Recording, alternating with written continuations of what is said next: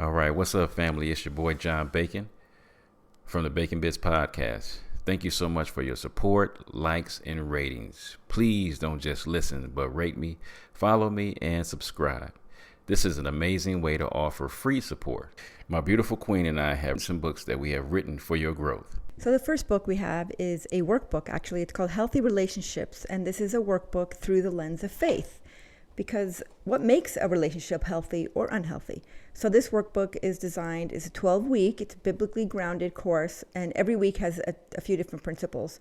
So if some of our principles, some of our topics that we're covering are respect, cultivating security. And this is not just between a husband and wife. This is between parents, between siblings, between friends, between your bosses, employers.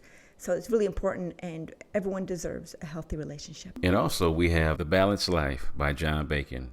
It covers how to be prosperous in your finances, relationships, your health, your mind, and your spirit. And we also have The Unraveling, a creative healing journal, pinings, poems, prayers, and ponderings of my precarious life. I've had a testimony of I've had 2 brain tumors and 2 brain surgeries, and I'm super grateful, but I'm still grieving the process of healing. And this is part of the process. In this book, you have devotionals, you have prayers, and you have some ponderings. And in between these pages, there's a space for you to also be prompted to paint and to create your own, or maybe you want to write something in these books. This is part of your creative healing journal that we get to walk through together. And you guys can just head over to Kingdom Servants First. Kingdom Servants, the number 1, st.com. And you can purchase all 3 of these books. Thank you for your support, your love, and your contributions. God bless. So my baby was like, babe, I still want to do this camping thing. And I was like, babe, okay, we gonna do it. But it's going to have to be, we're going to have to make it look a whole lot different than I'm used to being, because your boy ain't trying to be outside with all them bugs and mosquitoes and all that. And I'm like, oh, babe.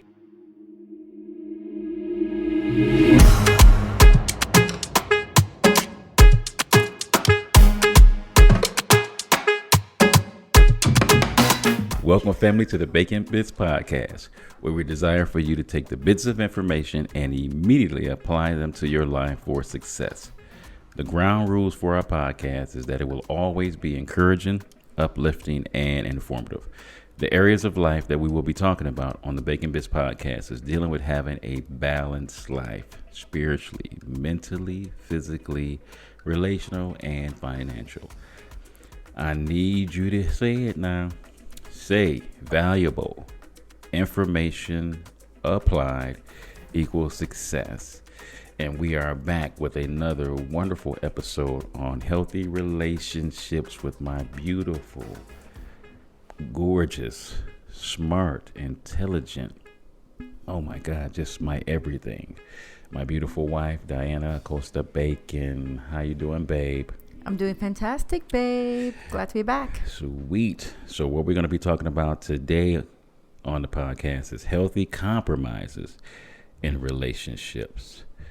To compromise is to make a deal between different parties where each party gives part of their demands.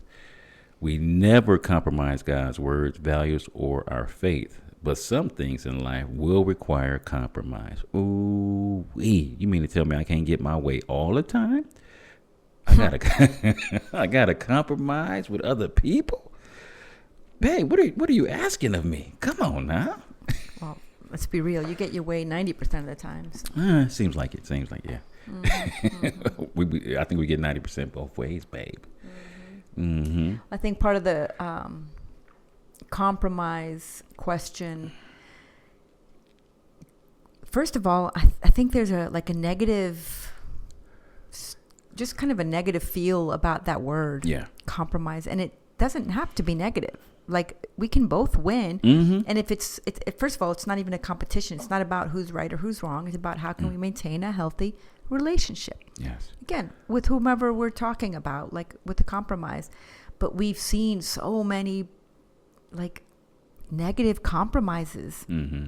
And I think part of learning healthy compromises in our relationships across the board is first recognizing some of the really bad and negative and detrimental and devastating and destructive compromises we've made or allowed in our current or in our past relationships. Yeah. Because let's be real, maybe you're in one right now that's just not working for you, but you're sucking it up, or vice versa, where you're feeling like this underlying distension towards someone, dissension, this underlying like just it's not healthy. If you're having to suck it up or someone else is having to suck it up, that's not a healthy compromise. But we first have to recognize ways that we've made unhealthy, unwise compromises, whether it is in the past and we can recognize it now, or whether we're in it now and maybe we got to figure out a way out. Yeah, because I think working at a drug and alcohol facility, I think there's a lot of compromise when it comes to relationships, because a lot of the people don't know themselves and they are so desperately dependent on somebody else being in a relationship with that they'll compromise their sanity just because they have this codependency to want to be in a relationship so bad. So they're literally knocking down, destroying, erasing every bit of their own values, their beliefs, in order to be in a relationship, because they don't want to be single. And I think that's a terrible thing that we've placed on society is what's wrong with being single and satisfied instead of being married. And when I say married, you don't necessarily have to be through the courts or some ceremony, but to be in a relationship. So being married and miserable instead of being single and satisfied, because you're willing to compromise all of your own standards and beliefs and what you stand for just so you can be in a relationship. I think that's the most terrible thing that you could ever do, because you're not even being true to yourself. You're compromising everything for this other person that, first of all, more than likely didn't ask you to do it. But then secondly, you're compromising your beliefs to yourself to be in this relationship. I think that is one of the most terrible things you could ever do. I think that when it goes, again, we always go back to our very first topic on the workbook is our identity. Mm-hmm. When we don't understand our value, when we don't understand how loved we truly are and how important we are, when we don't even care for our own well-being, we are codependent and feel like we need to be in a relationship to find value in other people, to find value in ourselves, for others to find value in us. Mm-hmm. And even as we get older, we all want to be valued, but we first have to find value in ourselves. People are not responsible for our happiness. Mm-hmm. We have to be able to find joy and contentment within ourselves. Yeah. So it's really how can we cultivate? We talked about that last time. How can we cultivate commitment? Mm-hmm. But first to ourselves, and recognizing we need to be whole and well before we can find other relationships. And again, this isn't just a relationship, but this is with our children, with our siblings, with our bosses. This is with everybody. So I think we first must recognize all the ways that we've made and compromised in the past that are negative and didn't work out, and maybe led to other more destructive things in our past. But until we recognize them, we cannot stop them, so we don't repeat them. And that's crucial. Yeah, because I think a lot of times we don't even think about a lot of the compromises that we make, because if, say for instance, financially, I know I want to have a savings account. I want to save a certain amount. But how many of us have compromised our today for our tomorrow? How many people have bought things on credit cards, compromising your today for tomorrow? So I think that's a big one.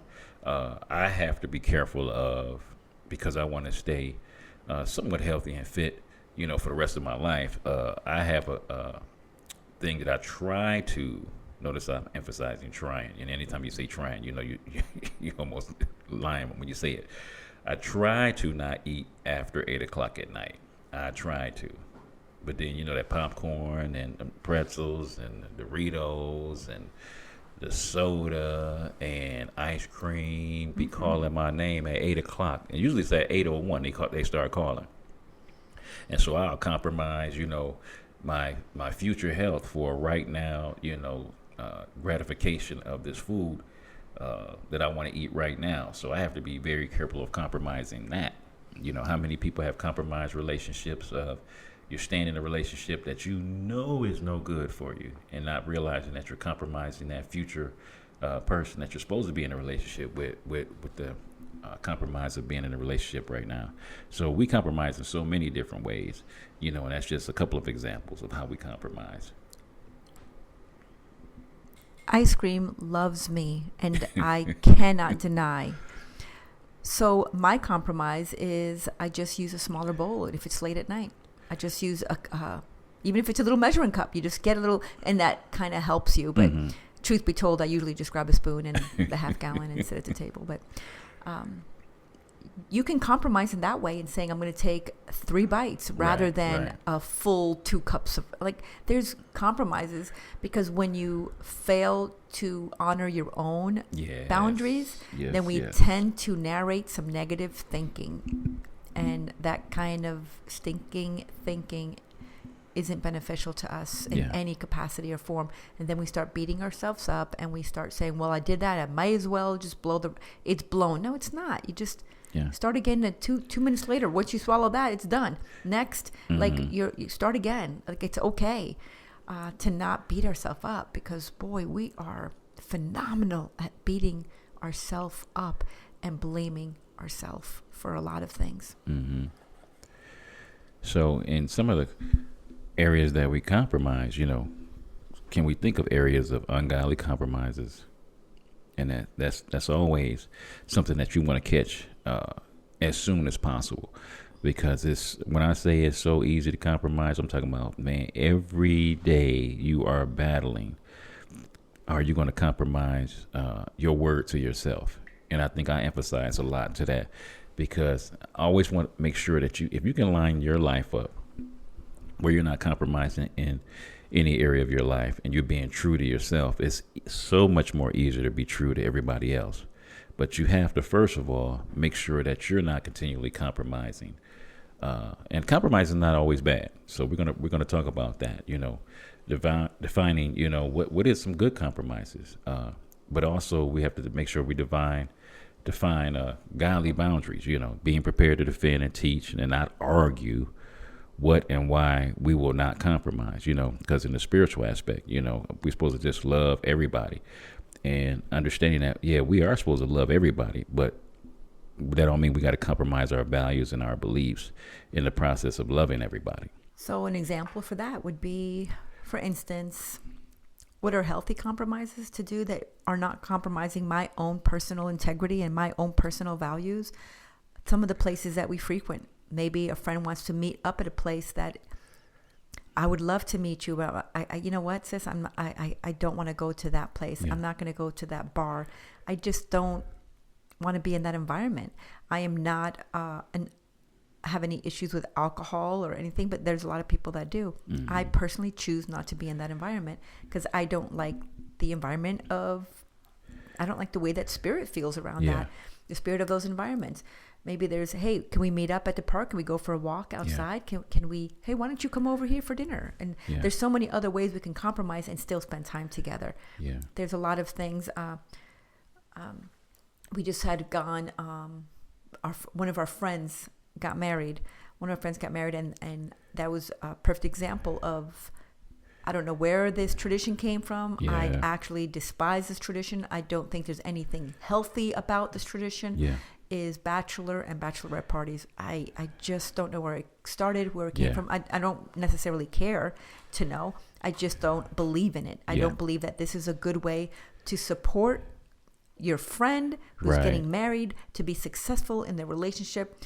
And then the night before their marriage, you're going to go out and whether it be males or females, be around other situations where there's a lot of alcohol involved and just really negative atmospheres. Right. And I just don't see the joy. I don't see the benefit from that in any aspect. I don't think that's healthy. Like, here, I'm here to support you. So my compromise is, I am here to support you, sis. I got you. I'll be one of your bridesmaids. I will walk you down the aisle, whatever those things are. But the reality is, I can't be there. And maybe even talk to him. I don't have to argue my point. Right, I just have to try and teach him Mm-hmm. and say, hey, listen, I want you to be successful. It's not about this wedding. It's about this marriage. It's about a marriage of commitment. It's about a marriage of two people coming together and being the very best they can be, and not inviting foolishness into it. So why would you spend a whole night of foolishness? So there's so many other ways.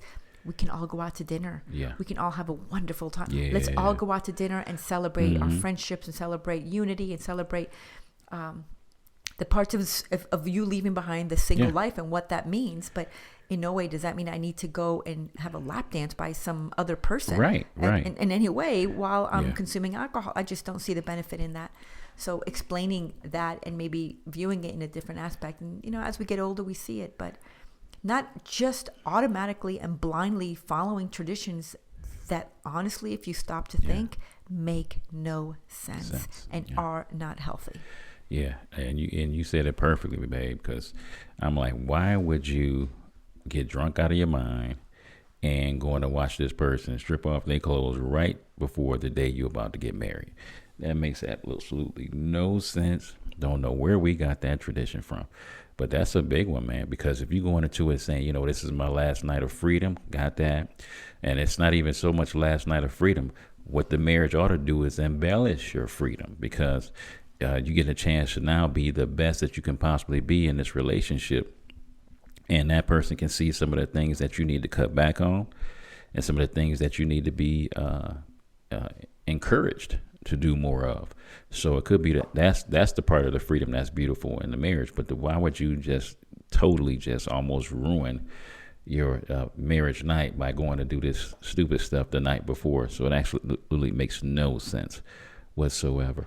Yeah, and that's part of, we need to be prepared to defend and teach, not argue. We don't need to argue our point in it being right or wrong. It's just what and why we will not compromise. What we're not going to be willing to compromise, and why we're not willing to compromise those things. And to recognize that other people or these kind of events, they're not responsible for us making bad choices. I'm not going to blindly go places. I have my own personal integrity. I have my own personal opinion, and I have my own personal boundaries. I choose to not go to these places because I know what it could cause, and I'm not inviting any of those things into my life. That's not how I want to begin a marriage. I'm not going to begin a job by going and getting drunk the night before. How much sense does that make? Yeah. Absolutely none. And people don't think that way. If I have to go to have surgery, I'm not going to go to all you can eat buffet the night before. Like, there's just certain things that people don't realize how foolish one thing sounds until you start putting it in a different situation and start recognizing those things.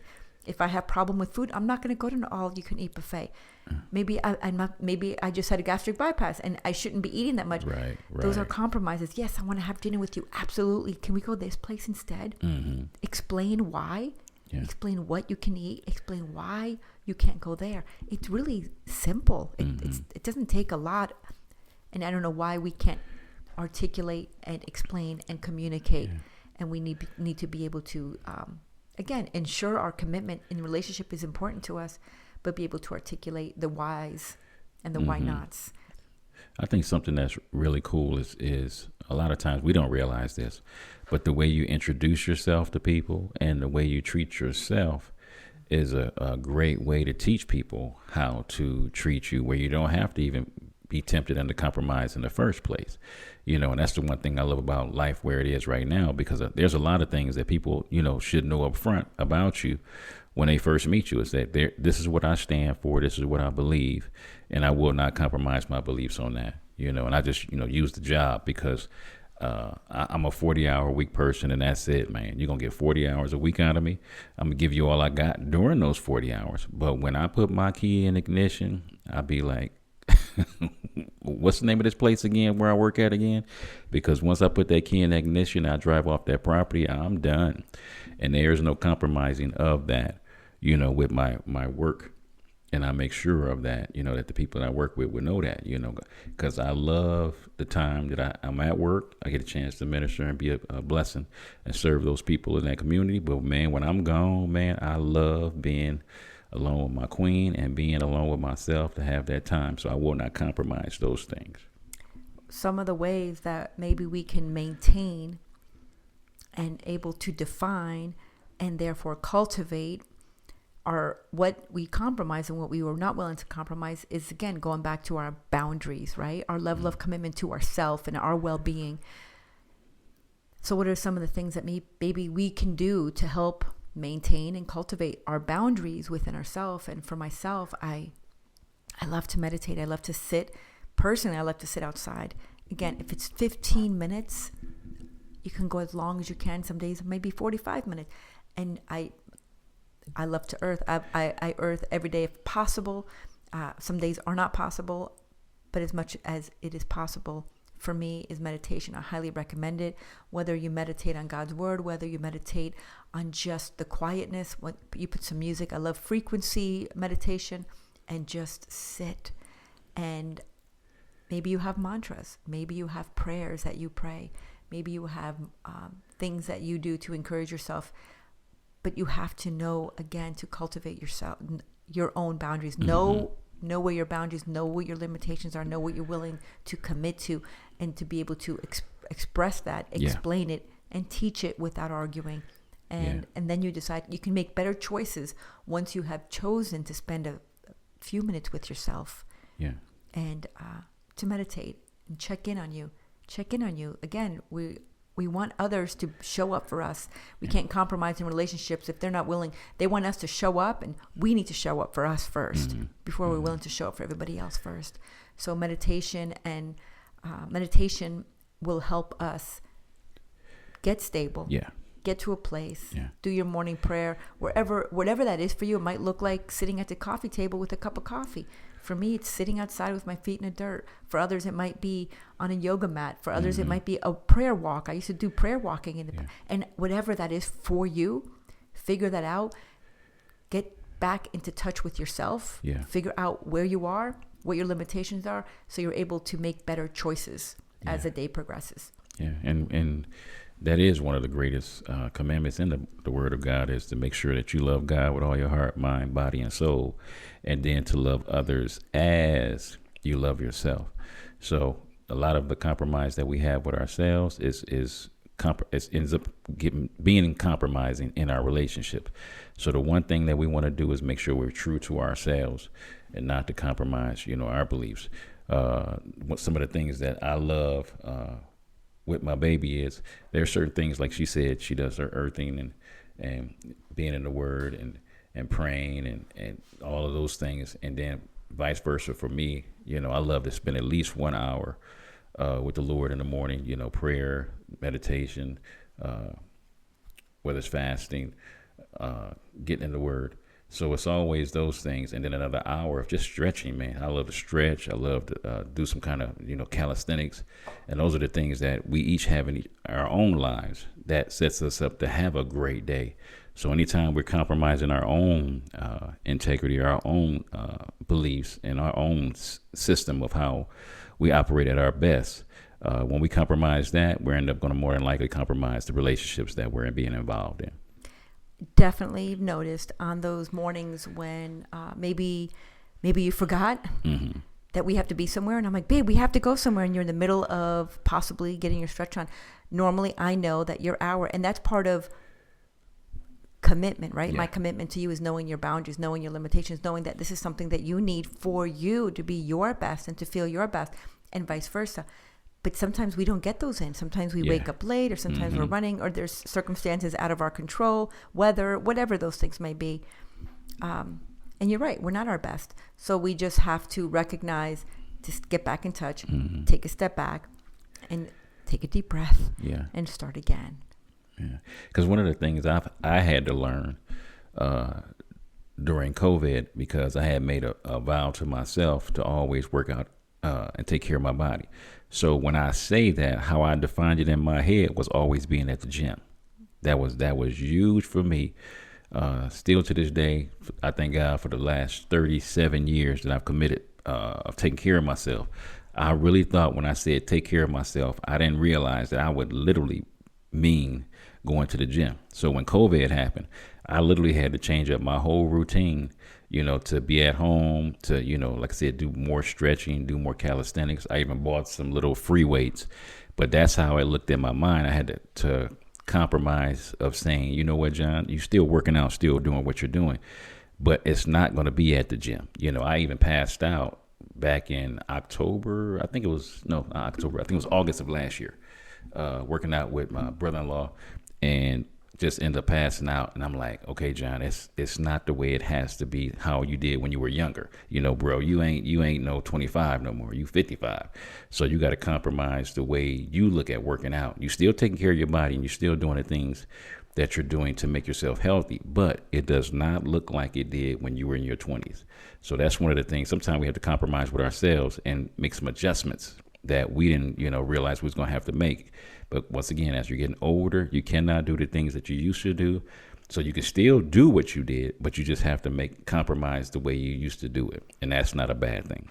And I love that you said that, because again, what is the definition of compromise? To compromise is to make a deal between different parties where each party gives up a part of their demand. But sometimes different parties are us in our 20s and us now in our 50s. Good call. We're the same person, but that's a different person. Yeah. That's a completely different person. And for those who don't understand that, just keep living, baby. Just keep living, and you'll start understanding. Even if you're in your 30s, now you start realizing you're a little bit more tired than you were in your 20s. Mm-hmm. And the things continue to evolve. So even changing and compromising some of the things that we do and the way that we do them. I know that you were willing to compromise the way you ate when we first met. That was a compromise for you. That was a huge compromise. You were a huge meat, deep fried kind of guy. That's right. Tacos every night if it was up to you. Mm-hmm. Meat every night if it was up to you. If there was meat on the plate, it wasn't a meal. And that's right. I didn't eat meat for years. It was 5 years I was vegan, and it was just learning different ways that you were still getting your protein in, but you were willing to change. Yeah. But those are things that after you sat and you thought, you were willing to open your mind to realize it's more beneficial to my own health. Yeah. And then becoming pescatarian and learning, we started eating more fish, and it's just learning what are better ways to take care of our health. We're still going to eat. Now, we didn't miss a meal. Yeah, we haven't missed a meal yet, and we still are able to go to restaurants, but we are being so intentional about the things that we are consuming to fuel our bodies, because, again, different seasons have different demands on our body. And as we get older, we want to be more intentional. Mm-hmm. As we're in Tucson, we know it doesn't take too much before you're dehydrated.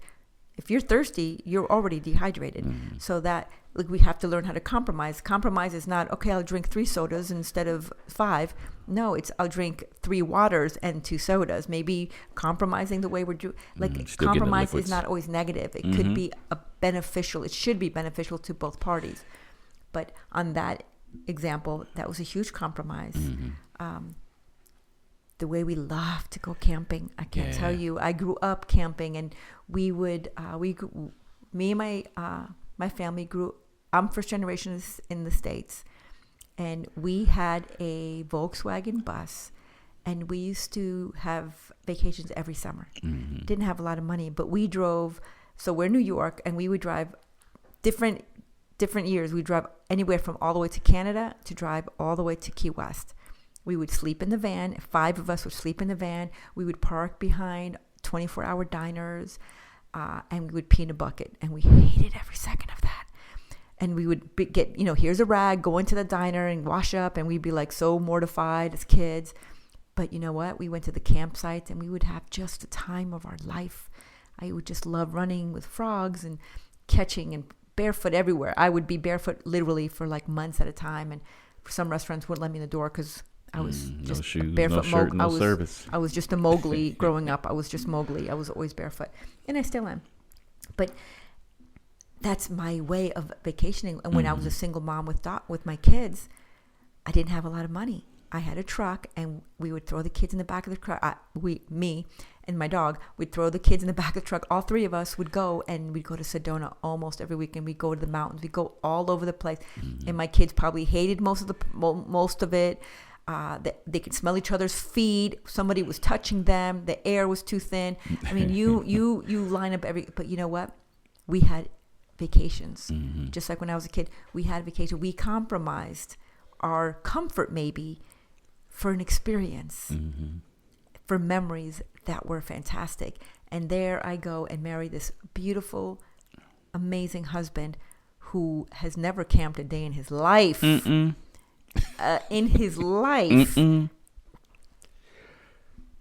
I'll let you tell the rest of that. Oh, man. So we have currently right now been married for 13 years.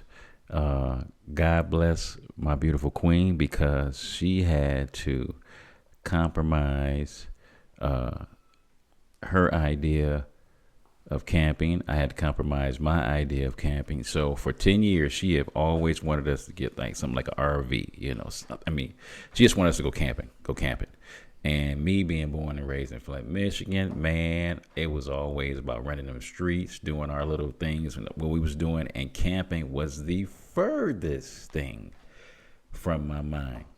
So let's jump back into our marriage. So at the age, let me see, I think it was like 5 years ago, my beautiful baby had to have 2 tumors removed out of her brain.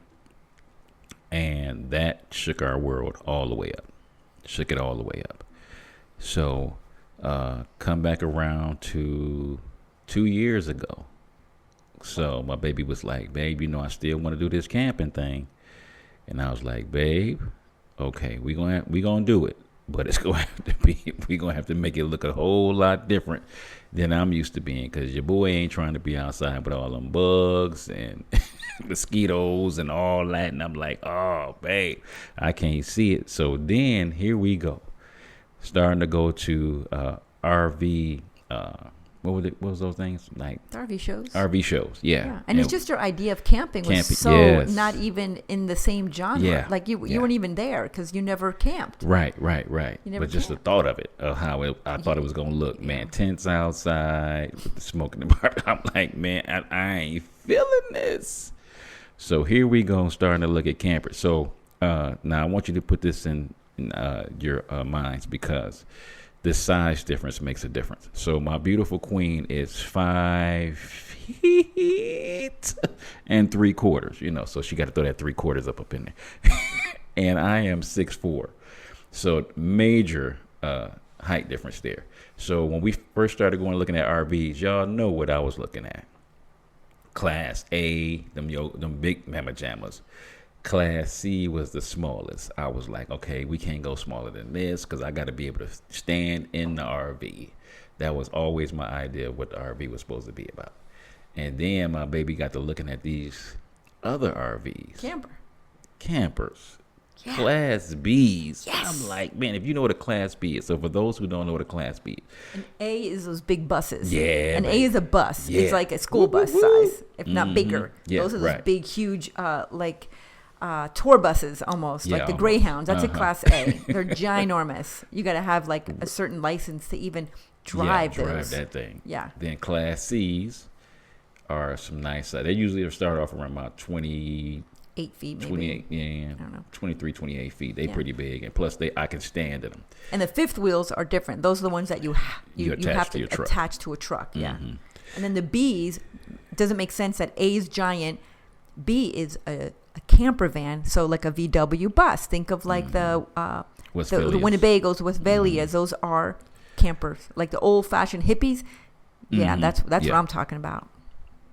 So then, every time we walked into an RV show, usually the first vans you see at an RV show are Class Bs, because they start from the small ones and then they just show you a bigger one. So anytime we walked into an RV show, I walked immediately past the Class Bs. I wasn't even remotely trying to look at them RV. I'm like, I got to be able to stand up in this joint. But as we continue to look at more and more RVs, we continue to look at our price, continue to look at, what we needed it for. And then here we go, more and more leaning towards my baby's idea, and really both our ideas of camping. And that made a major difference in our life, because we almost, if we could, every weekend we'd be gone. And I never thought in a million years I would be doing that. But one of the healthy compromises is we were able to get a van, a RV. So that was part of my glamping, compromise with camping versus being out the way, she grew up camping. Yes. Major difference. In Flint, Michigan, every chance we get, we go camping. So Yes, my indeed. baby's finally come over to my hippie Yes, I side. have. Yes. And that's a compromise. And for both of us, And part of that was forced upon due to my disability. Yeah. Because I was no longer able to set up camp. Like I would in the past. I think one time you came camping with me. I took all the kids. We had like 8 kids. And I set everything up because nobody knew how to do it. And you had no idea. So a van is simple. We did the simplest, easiest for both of us. I'm able to get in and out easy. The wheelchair fits. It pops up top. Just we can sleep 4 people in it. It has everything. And Pleasure Way, Tofino. I love that brand. We love that van, and we did our homework. So that was that's one of the biggest compromises we've done, and it took 10 years of patience and prayers waiting for my baby to realize the joy in camping. And now he sees the benefit and the joy and the investment. You know, a lot of people think that more means more money, more stuff, bigger.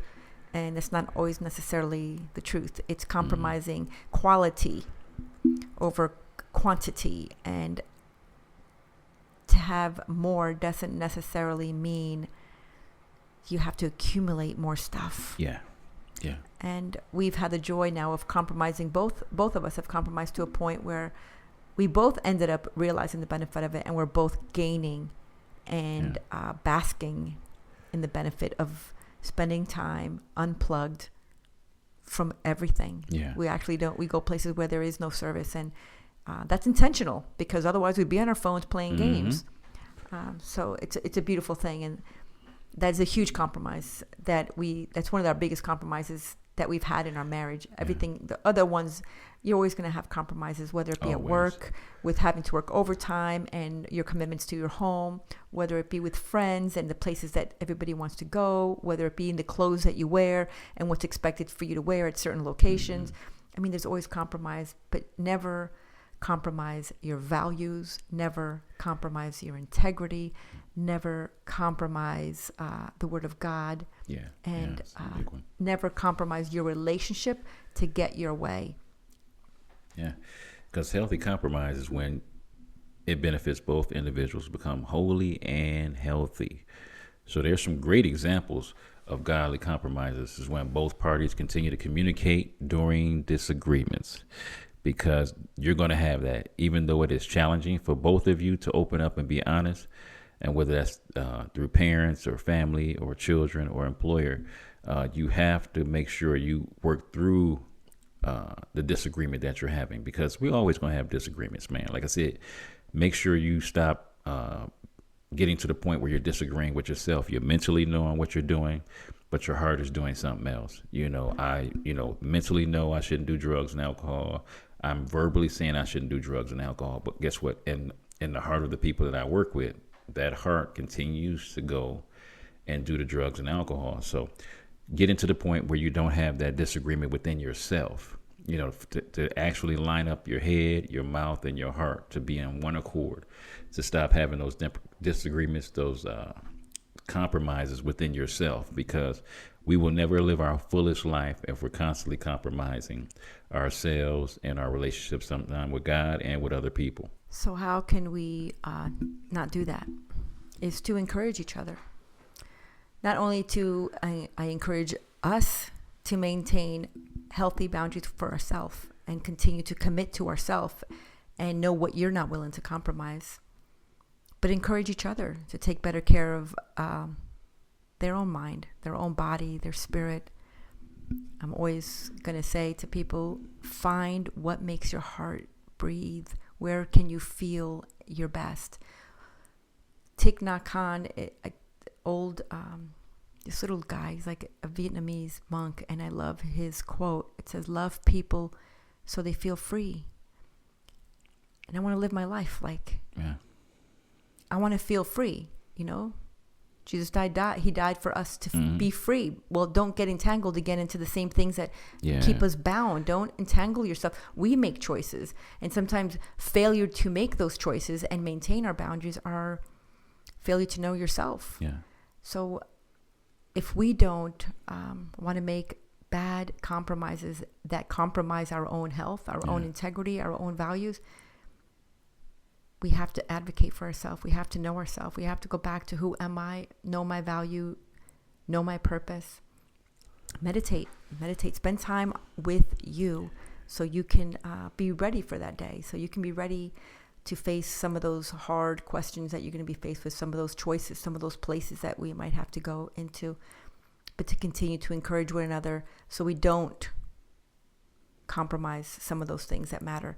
We do not compromise our meditation. We do not compromise our accountability to one another. We do not compromise healthy relationships. Yeah.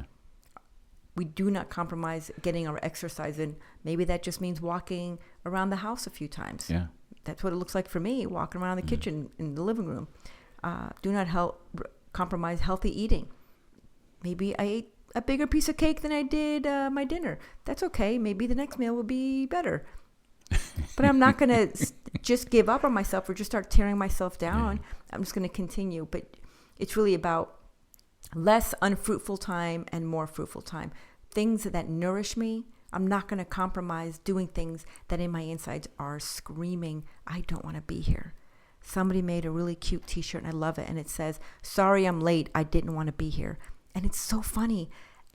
And people think it's so rude. But the reality is if we are able to articulate and we can be better about communicating our needs, our commitments, and our boundaries, we wouldn't have to compromise our own integrity to be places and with people that we don't have any intention or want to even be there. Yeah, I think something that we have to be careful of is if you're constantly a yes person, it's hard for you to tell people no. Mm-hmm. And if people see that you are a person that loves to be committed to something, they will continue to call on you time and time and time and time again because they know you're going to be faithful. If you're moving, people will call on you, especially if you got a truck.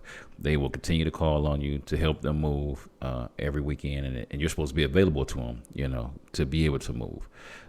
If you're not careful, people will call you into, like I said, doing overtime, whether it's being committed to some kind of charity, and you love the charity, but you just don't have the time to be committed to it, whether it's being part of the PTA or some organization, being on their board of advisors or whatever it may be. If you're a person that are constantly saying yes, people will continue to constantly call you until you tell them, you know what, I'm getting to the point where I don't want to be resentful towards people. So I've got to start telling people no when I know deep down I really didn't want to be a part of that event, that organization, that the many things that you can be a part of. We have to get to the point where we stop overcommitting and compromising our values, our strength, our energy, our love, our money towards things that we really don't have a heart to do. Guess what? If we could, and my wife would tell you, and that's both of us, we would give our energy, time, and money to everything and anything that's going to be a blessing to get people closer to God, for them to have a more fulfilling life. But then at the same time, we've got to make sure that we're not compromising our marriage in order to do other things that's going to disintegrate, the kind of relationship that we want to have, because we want to have a prosperous marriage to the day we die. I mean, we want to constantly continue to grow, continue to build each other up, and part of doing that might have to be a compromise, but it's also compromises that will make our relationship better, to bring us closer to each other and closer to God. Amen. And so 2 things I'd like to leave you with. One, opportunity does not equal obligation. Yes. And I think sometimes we are so obligated and we feel so pressured because we love the people, we believe in the event, we believe in the foundation of what they're doing. We believe in it. Yeah. But just because we have an opportunity to do something, it does not mean we are obligated to do it. So just like my babe was saying, like, we have to be careful because we might get called on to do certain things, and we are definitely, our heart is, absolutely, I am there. But we also realize we've committed to, just like we just talked about the camper. We just talked about her, we've named her Azaria. Azaria means God helps, and we've named our van Azaria, and we committed to that because having her gives us the opportunity to have more time away, and we have committed to that. And she is a reminder to us every day when we see her, every day that we see her parked out there. And another thing I'd like to leave you with is the calendar. Number 2, use your calendar. Everyone has a cell phone. Almost everybody has a cell phone. Use your calendar. Yeah. Put yourself in your calendar. Schedule yourself in your calendar. Schedule your meditation time in the morning. Schedule your wake up time that you want to wake up. Schedule your time to eat yourself a healthy breakfast, even if it's just a cup of coffee. Schedule a break in the afternoon to go and sit back. If maybe you want an afternoon meditation because people are driving you nuts at work. Maybe you need a 2 to 2:15 break. Take your time. Yeah. Even if that is just going and sitting on the toilet, I don't care what people think. Take your time and don't make anything within those schedule and say, when people call you, be like, let me look at my calendar, and schedule yourself in there. You are worth the time. Commit yourself to yourself and follow and keep those boundaries to yourself so you don't compromise and you don't overlap and you don't start dismissing yourself, because you are the first person that you will dismiss. Amen. So it says in 1 Thessalonians 5:11, therefore comfort each other and edify one another, just as you also are doing. It is important that as much as we make sure we're taking care of ourselves, we try to make sure we put that wonderful balance over there. Taking care of yourself. Make sure you're not compromising your own values and beliefs and becoming the person that you want to be, but also making sure you're not compromising your relationships, building people up and encouraging them. And encouraging restoration and time with family members, even though it's scary, it is a big one, man. Because sometimes, man, trying to remend relationships, there's going to definitely have to be some compromise up in there. Because if there's been some horrifying events that have taken place, and sometimes you can't rectify. Let's just be honest. You have to be at peace with if it's somebody that I love that passed away and there is no way to bring that back. I've got to compromise myself and say, you know what? I got to let this go. I got to let this harboring of bitterness and anger, that I got to let this go, man, because it's too hard on me not to be everything I'm supposed to be. It also says in Romans chapter 14, verse 19, so then make it your top priority to live a life of peace with harmony in your relationships, eagerly seeking to strengthen and encourage one another.